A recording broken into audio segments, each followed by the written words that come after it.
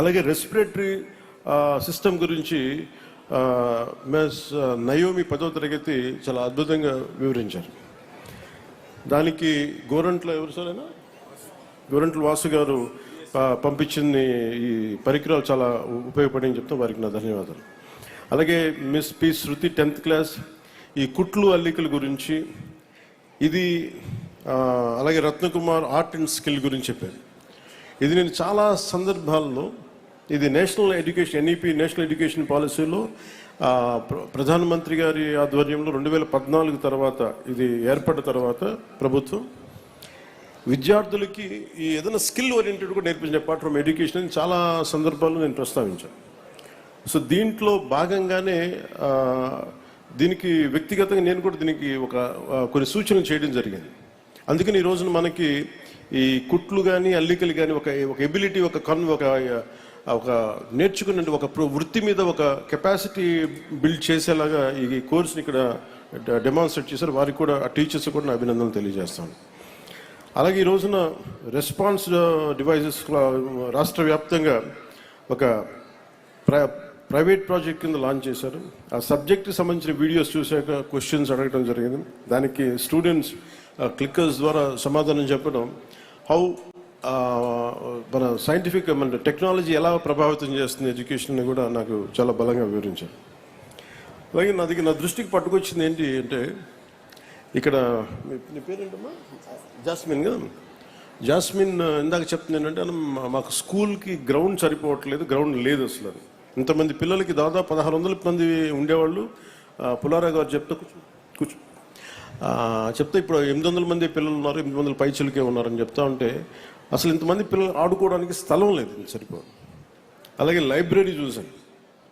So దీనికి నేను education మన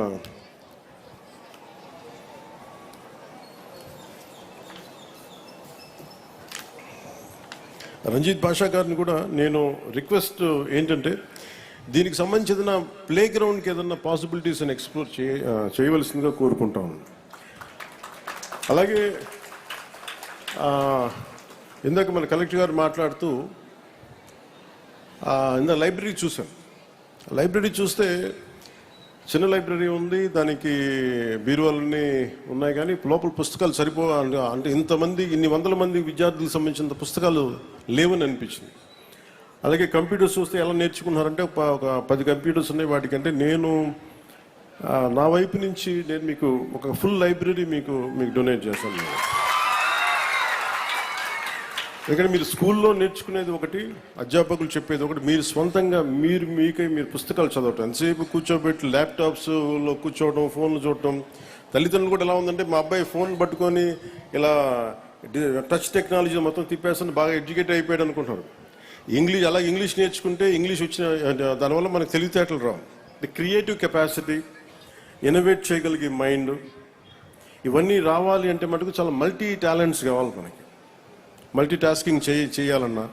అందుకని దానికి మనం స్వయం శక్తితోటి చదువుకోవడం అనేది చాలా ఎసెన్షియల్. అపార్ట్ ఫ్రమ్ మన పిల్లలు మన టీచర్స్ నేర్పించేది కాకుండా, అందుకు మీరు ఇళ్లలో కూడా తల్లిదండ్రులకు కానీ ప్రతి ఒక్కళ్ళకి గ్రూప్ లైబ్రరీ ఇచ్చే 10 మంది ఒకటే ఏరియాలో ఉంటే మీరు ఒక లైబ్రరీ చిన్న లైబ్రరీస్ పెట్టుకోండి. అలాగే కూటమి నాయకులు కూడా, జనసేన నాయకులు కూడా ప్రత్యేకించి పిల్లలకి, మీరు పొద్దున పిల్లల ఓట్లు కావాలనుకున్నారు, పిల్లలకి మీరు ఏం చేయకుండా ఓట్లు ఎలా అడుగుతారు మీరు అందరూ. అందుకని పిల్లలకి ఏదైనా కనీసం లైబ్రరీస్ లాంటివి మీరు పెట్టండి, నాకు మొబైల్ లైబ్రరీస్ లాంటివి. అందుకని నేను నా సైడ్ నుంచి మీ లైబ్రరీని నేను ఈ స్కూల్ని నడిపితే ఎలా ఉంటుందో అలాంటి లైబ్రరీ మీకు నేను మంచి పుస్తకాలు పంపిస్తాను మీకు. అది ఇంగ్లీషు, అలాగే మీకు 3 భాషలు వచ్చు. మీకు ఆ 3 భాషలకు సంబంధించి మీకు ఒక హిందీలో మీకు రామ్ధారి సింగ్ దినకర్ లాంటి ఒక గొప్ప రాష్ట్ర కవిని మీకు చదివేలాగా ఒక హిందీ పుస్తకాలు, తెలుగు పుస్తకాలు, మంచి ఇంగ్లీష్ పుస్తకాలు, ఇవన్నీ నేను మీకు సెలెక్ట్ చేసి దాదాపు నాకు బడ్జెట్ తెలియదు కానీ అంటే మీ లైబ్రరీ నిండిపోయేంత పుస్తకాలను కొత్త బీరువాలు కూడా పంపిస్తుందని. అలాగే కంప్యూటర్స్ ఇందాక శుక్లా గారు చెప్తా ఉంటున్నారు, madam Kritika Shuklaji. Just 10 computers ఉన్నాయంటే నేను నా సైడ్ నుంచి మీకు ఒక 25 కంప్యూటర్స్ నేను మన స్కూల్కి పంపిస్తాను. సో ఇవన్నీ చేసి పెడతాను.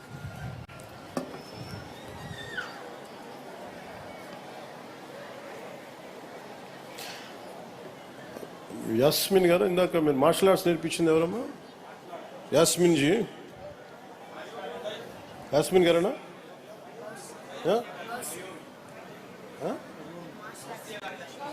కాదు గౌసియా. ఇందాక పిల్లలకి మార్షల్ ఆర్ట్స్ చేశారు గౌసియా గారు. మార్షల్ ఆర్ట్స్ నేర్పించిన ట్రైనర్ శ్రీ గౌసియా గారు, మిస్ గౌసియా. మనం ఆడబిడ్డల్ని చదువుతో పాటు మానసిక దారుఢ్యం, దేహ దారుఢ్యం కూడా చాలా అవసరం. అలాగే మన మధ్యాహ్న భోజన పథకంలో, డొక్కా సీతం మధ్యాహ్న భోజన పథకంలో ఒక నరిషింగ్ మీల్, క్వాలిటీ మీల్, అలాగే మంచి బలం ఉండే తిండి పెట్టడం కూడా కూటమి ప్రభుత్వం ముందుకు తీసుకెళ్తాం. అలాగే మీరు ఇప్పుడు నాకు అనిపించింది, రమ్మా మీరు ఎట్లా అని చెప్పి, అంటే మన చిలకలూరిపేటలో ఒక ఆడబిడ్డ కూర్చోబెట్టి, అంటే నేను ఆవిడ గౌసియా గారు నేర్పించడం నాకు చాలా చాలా ఆనందం అనిపించింది. మిమ్మల్ని మనస్ఫూర్తిగా నేను అభినందిస్తున్నాను. ఎందుకంటే నాకు మార్షల్ ఆర్ట్స్ నేర్చుకోవడం ఒక చిన్న పెంకు ఒక పలక పాల్గొట్టడం ఎంత కష్టం నాకు తెలుసు. అలాంటిది ఆడపిల్లల చేత నేర్పించారు. I truly appreciate. Thank you. అలాగే ముఖ్యంగా మన టీచర్స్, రత్నకుమారి గారు మాట్లాడుతున్న, చాలా రత్నజ్యోతి గారు మాట్లాడుతున్న, మిగతా టీచర్స్ అందరితో మాట్లాడుతూ ఉంటే ఒకసారి టీచర్స్ని చూస్తే నాకు చాలా బాధ వేస్తుంది. ఇంట్లో ఇద్దరు పిల్లలు ఉంటే తల్లిదండ్రులు, మా ఇంట్లో చూస్తున్నాను కదా, పిల్లల్ని స్కూల్కి పంపించేస్తే కొద్దిసేపు మాకు ఇంట్లో ఫ్రెష్గా కూర్చోవచ్చని చెప్పి తల్లిదండ్రులు అనుకుంటూ ఉంటారు. అలాంటి ప్రతి తల్లిదండ్రులు వదిలేసిన బిడ్డని టీచర్ చూసుకోవాలంటే టీచర్కి వెళ్ళాలి. వాళ్ళ ఇంట్లో బిడ్డల్ని అక్కడ వదిలేసి ఇక్కడ కూర్చొని వీళ్ళ అరుపులు, వీళ్ళ కేకలు, ఒక్కళ్ళు కాదు ఇద్దరు కాదు, కనీసం క్లాస్ రూమ్కి 30 మంది ఎంతోమంది ఉంటారు. వీళ్ళందరూ అరుపులు కేకలు పట్టించుకోవాలి, అలసిపోతారు. వాళ్ళు ఇంటికి వెళ్ళి వంట వార్పు చేసుకోవాలి, వాళ్ళు ఇంటికి వెళ్ళి అన్ని పనులు చూసుకోవాలి. దాంతోపాటు మనం చదువు నేర్పించాలంటే ముఖ్యంగా విద్యార్థులకు చెప్తాను, మన టీచర్లకి ఒకసారి విసుక్కుంటారు మనల్ని. అవసరమైతే ఒక చిన్న విసుగ్గా ఒక చిన్న దెబ్బ వేస్తారు. మనం అసలు వాళ్ళ చేత దెబ్బ కొట్టించుకోకుండా మనం కనుక ఉంటే మన వాళ్ళకి కూడా మన బరువు తగ్గించిన వాళ్ళం. అందుకని టీచర్స్కి ప్రత్యేకించి మనం విద్యార్థులకి మీరు ఆ గౌరవం ఇవ్వడం నేర్చుకోండి. అది మనం చాలా చాలా అవసరం. మనం జీవితంలో పైకి రావాలి అంటే మనకి గురువు దీవెనలు చాలా అవసరం. అలాంటి గురువు దీవెనల్ని మీరందరూ నిండుగా పొందాలని మనస్ఫూర్తిగా కోరుకుంటున్నాను. అలాగే అంటే మీరందరూ ఎలా ఆలోచించాలంటే, ముఖ్యంగా విద్యార్థులు 10వ క్లాస్ అయిపోయింది, ఇంటర్కి వెళ్ళిపోతాం, డిగ్రీ వెళ్ళిపోతాం, ఇది ఉద్యోగం చేస్తాం అని అనుకోకండి. మీరు ఎప్పుడు చాలా యంగ్ మైండ్స్, మీరు అందరూ చాలా లేత వయసులో ఉన్నారు. మీరు అందరూ భవిష్యత్తు మీది. ఇక్కడ ఉన్న వాళ్ళందరికీ భవిష్యత్తు మీరు ఉదయించే సూర్యులు. మీరు కొంతమంది ఇప్పుడు కూర్చోబెట్టి మధ్యాహ్నం సూర్యులు ఉన్నారు, అస్తమించే సూర్యులు ఉన్నారు, కానీ ఉదయించే సూర్యులు మీరు. మా నాన్నగారు చెప్తా ఉండేవాళ్ళు, చిన్నపిల్లలను చూసి వాళ్ళు ఉదయిస్తున్న సూర్యులు, భవిష్యత్తు వాళ్ళది. అందుకే జెన్జీ అనేది చాలా చాలా కీలకం. మీరు 2000 తర్వాత పుట్టిన వాళ్ళు. మీకోసం ప్రతి రాజకీయ నాయకుడికి బాధ్యత ఉండాలి, అలాగే ప్రతి అధికారికి చాలా బాధ్యత ఉండాలి. చదువు అనేది మీ భవిష్యత్తుని మార్చేస్తుంది. మీ చేతిలో చాలా బలమైన ఆయుధం. 1,00,000 మంది మెదడును కదిలించగలిగే శక్తి మీకు చదువిస్తుంది. మీకు అది మీరు అర్థం చేసుకుంటే మటుకు ఈ దేశానికి మీరు చాలా చాలా కాంట్రిబ్యూట్ చేస్తారు. ఉదాహరణకి మనకి జూయిష్ కమ్యూనిటీని చూస్తే ఉన్న పట్టుమని 10 మంది ఉంటారు, కానీ ఒక్కొక్కళ్ళు 1000 మంది తాలూకు శక్తి ఉంటుంది, పొటెన్షియాలిటీ. మనం 1,00,000 మంది ఉన్నా కానీ ఒకళ్ళతో కూడా మనం కంపీట్ చేయలేదు. అందుకని మనం ఎలా కంపీట్ చేయాలి? ఎక్కడో అబ్దుల్ కలాం గారు చూడండి, ఎక్కడో చిన్న మారుమూల రామనాథపురం అనే ఊళ్ళో కూర్చొని ఆయన మిసైల్ మ్యాన్ ఆఫ్ ఇండియా అయిపోయారు. భారతదేశ రక్షణ క్షిపణి వ్యవస్థకి ఆయన ఒక మాస్టర్ అయిపోయారు ఆయన. అంటే ఆయన తమిళ్ మీడియంలో చదువుకున్నారు, ఇంగ్లీష్ మీడియంలో చదువుకోవాలి. So medium is not the question. మీరు ఇంగ్లీష్ మీడియంలో చదువుకోండి, తెలుగు మీడియంలో చదువుకోండి, మీ ఏ మీడియంలో చదువుకోండి, కానీ మీకు ఇన్నోవేషన్, క్రియేటివిటీ పెరగాలి అంటే, మీకు మల్టీలాటరల్ థింకింగ్ రావాలి అంటే మీరు చాలా విభిన్నమైన నేర్చుకోవాలి. మీకు దేహదారుఢ్యం ఉండాలి, బలం ఉండాలి. మీ అందరికీ మానసిక దారుఢ్యం ఉండాలంటే, ఇప్పుడు మనం శారీరక దారుఢ్యానికి ఎక్సర్సైజ్ చేస్తాం, మానసిక దారుఢ్యానికి పుస్తకాలు చదవాలి. Books are the training weights for your mind. ఈరోజు నేర్పించే మీ ప్రతి టీచర్ పాఠం అదేదో మీకు మార్కులు వస్తాయని చదవకండి. దీనివల్ల మాకు అర్థం అవుద్ది మేము బతికే ప్రపంచాన్ని అన్ని మీరు ఆ దృష్టికోణం నుంచి కనుక మీరు నేర్చుకుంటే మీరు చాలా అద్భుతమైన ఫలితాలు వస్తాయి. అలాగే టీచర్స్కి కూడా నాకు ఎప్పుడో ఒక్కొక్క టీచరు ఒక చిన్న పాఠం నేర్పిస్తే, అండ్ ఒక సోషల్ టీచర్ సమాజం గురించి దేశభక్తి గురించి చెప్తే ఎప్పుడు 7th 8th అది నా గుండెల్లోకి వెళ్ళిపోయింది ఒక పాఠం. ఆ సోషల్ టీచర్, మా హిస్టరీ టీచర్ చెప్పిన పాఠాలు గుండెల్లోకి వెళ్ళిపోయి సామాజిక బాధ్యతనిచ్చి ఈ రోజున మేము ఇంత చేయగలుగుతున్నామంటే నాకు ఒక హిస్టరీ టీచరు ఒక సోషల్ టీచర్ చెప్పిన ఒక చిన్న పాఠం ఒక రోజున అది గుండె లోపలికి చంద్రశేఖర్ ఆజాద్ గురించి చెప్పారు. సో ఇట్లా ఒక్కొక్క టీచర్ మీ మీద ఒక్కొక్క ప్రభావం చూపిస్తారు. అలాగే టీచర్స్ కూడా నా విన్నపం ఏంటంటే పిల్లల్ని ప్రిపేర్ దెమ్ ఫర్ ఫ్యూచర్. భవిష్యత్తు కోసం మీరు వాళ్ళకి తయారు చేయండి. ఉద్యోగస్తులుగాను వీటన్నిటికంటే కూడా భారతదేశ భవిష్యత్తుకి మా వాళ్ళు ఎలా పనిచేస్తారని మీ కాంట్రిబ్యూషన్ను మీరు మనస్ఫూర్తిగా చేయాలని నేను కోరుకుంటాను. అలాగే తల్లిదండ్రులకు కూడా నా ఒక చిన్న అనుభవం మీతో పంచుకుంటాను. చిన్నప్పుడు మా అమ్మ రోజు 6 గంటలకి లైట్ వేయగానే దండం పెట్టుకునేది. అని ఇంట్లో తల్లిదండ్రులు ఎంత ప్రభావితం చేస్తారని చెప్పడానికి 6 గంటలకు దండం పెట్టుకుంటే ఎప్పుడో చాలాసార్లు చూసిన తర్వాత మా అమ్మని అడిగి ఎందుకమ్మా అలా దండం పెట్టుకున్నా ఎవరికి అంటే మనకి భగవంతుడి పేరు ఎవరి పేరు చెప్పాల.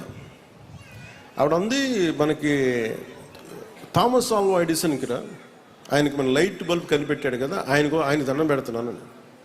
ఆ ఒక్కటి మనకు శాస్త్రజ్ఞులకి మన జీవితాలను బాగు చేసిన వాళ్ళకి ఎంత కృతజ్ఞత ఉండాలి అని చెప్పడానికి చాలా నిదర్శనమైంది.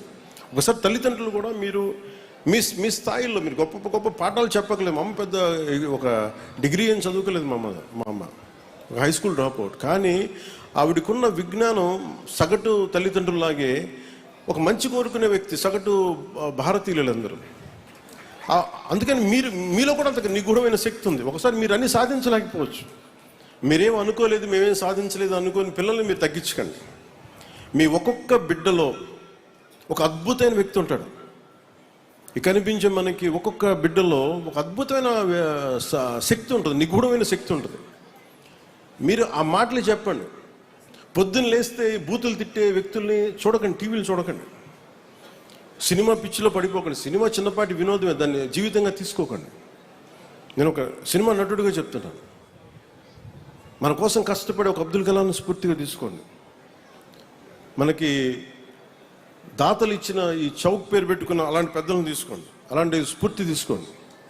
అందుకని మీరు అలాగే ఎవరైతే తోట రాఘవయ్య గారు ఉన్నారో మీరు రోజు గుర్తుపెట్టుకోవాల్సింది మన స్థలం వచ్చి ఆడుకుంటున్నప్పుడు ఒక దాత మనకు స్థలం ఇచ్చాడు, ఆయన చిన్న కృతజ్ఞత చెప్పుకోండి.